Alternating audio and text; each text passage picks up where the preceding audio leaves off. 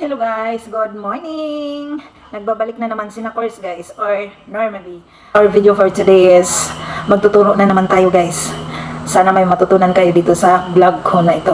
So, our video for today is about paano makikita ang FB Reels violation natin. So, kung ikaw nag-upload ng video, kung ikaw isang creator, dapat alamin mo to.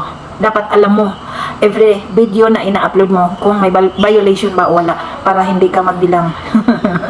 'Di ba? Para ma-monitor mo in madali sabi. So, ang ating mga upload guys ay mayroong mga violation na hindi natin nakikita. So, paano natin yun nalalaman? Kasi hindi yun sinasabi ni Mita kung may violation tayo o wala. Ang isa sa pinaka-reason dyan guys is yung multiple comments in live streaming.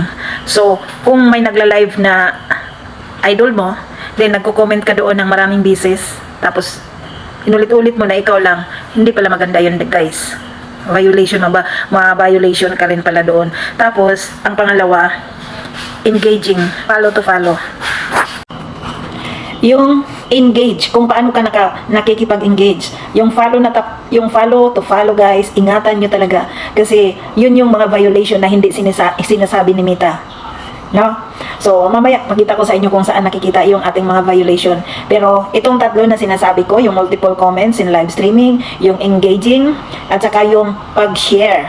Pag-share ng iyong post. Halimbawa, ikaw guys, nagpo-post ka ng iyong video, long video or FB Reels, tapos tinatag mo or sinishare mo ng maraming tao, ng mga friends mo, bawal din yun guys. So, walang ini-email, walang sinasabi si Mita doon. Titingnan natin mamaya kung violation ba tayo o wala. Kasi nga, tinatawag yun na spam violation. Tapos, ayan na, pupunta na tayo sa ating tutorial. Pero kung baguhan ka lang sa aking bahay, paki-click na yung follow dyan guys para kita-kits tayo next time, diba? Para mamonitor yung bagong upload ko. So, tara!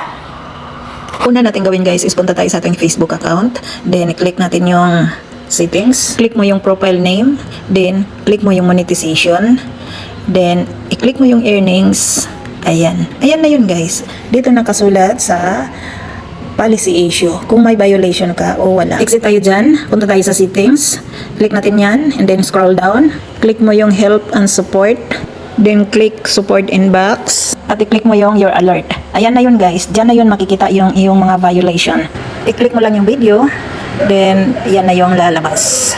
Click natin yung see details, click yung continue, then ayan na yun kung ano ang dapat mong gawin sa yung video.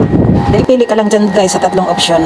O ayan na guys, o deleted na. Ganun lang kadali guys, sundin nyo na. Sana may natutunan kayo. So, yun lang. Sana may natutunan kayo sa tutorial natin itong araw na ito. Then, hanggang sa muli, sina Course or Norma B ay magsasabi sa katagang maraming salamat. Kita-kits next time. Follow and share!